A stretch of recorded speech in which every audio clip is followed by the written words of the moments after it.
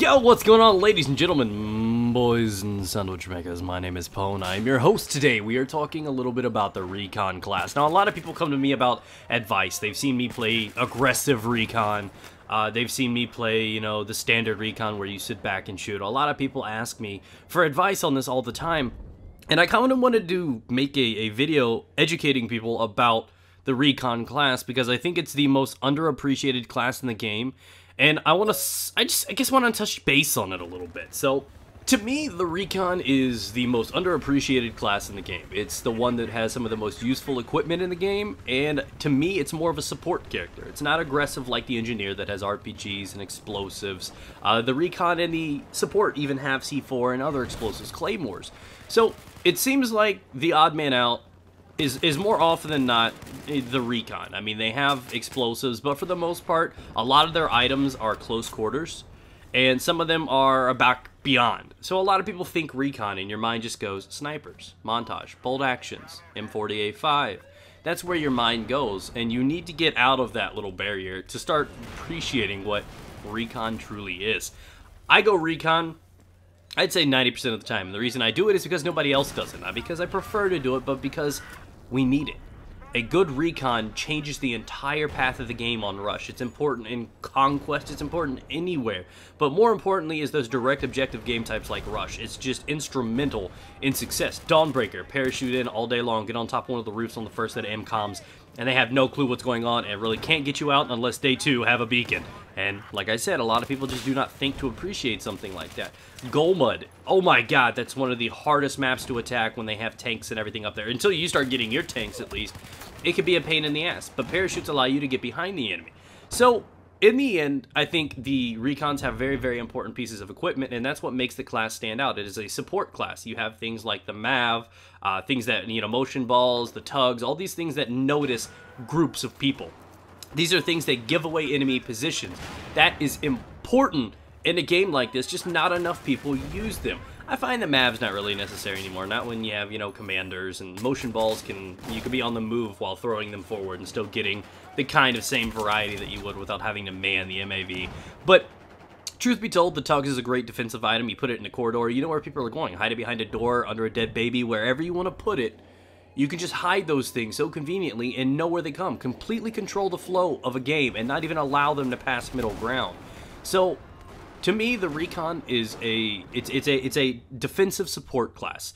Yeah, people think, well, let's snipe back on the rock. I am purely against traditional sniping, and the reason for is because I think you could be doing more with that class, with that equipment up close. So yes, you can snipe, yes, you shouldn't use shotguns in certain ways, but you do it anyways because it's fun or you may enjoy it. So I understand that and I respect that, but if you want to get the full use out of this, start getting up close, put beacons down so we can parachute in behind them, start doing something besides being a spawn point back in our own spawn. I don't like the traditional rock camping snipers. Yeah, you may go and get kills and do all that stuff, but I mean, they could easily be revived and you miss the next shot. You gotta account for bullet drop, and above all, a lot of its important equipment is close quarters. You need to get near the enemy to put down a tugs. You need to get near an enemy to throw the motion balls or for C4. So all these people are like, Recon's meant to stay back. I completely disagree with you because half the equipment in the game disagrees with you.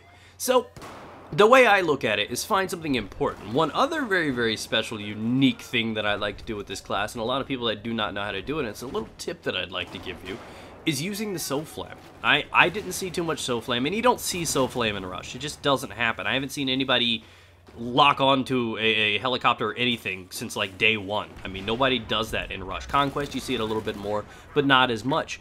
I use it as if it's a second piece of eyes and or an alert system.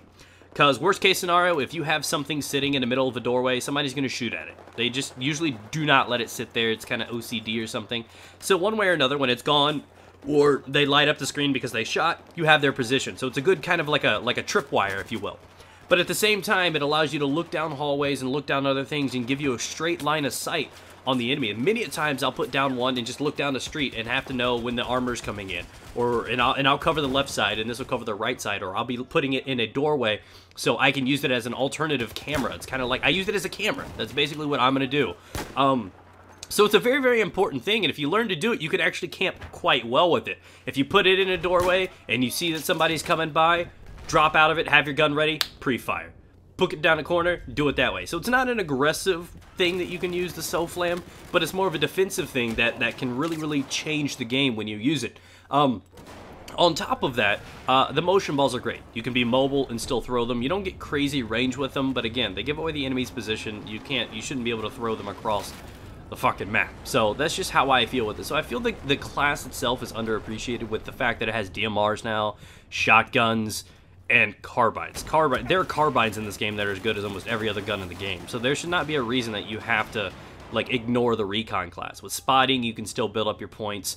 People spawning in on you is 25. So, I mean, you can build points up as a Recon and still do good things for your team. And I think the most important piece of equipment in this game, short of RPGs for armor and stuff, is the beacon. Because in most maps, it allows you to parachute in, and that gives you an insane advantage on the enemy, be able to get behind them. And more often than not, you could put it and locate it somewhere that you can directly spawn and end up parachuting and dropping on the objective without any conflict. And that's invaluable to me.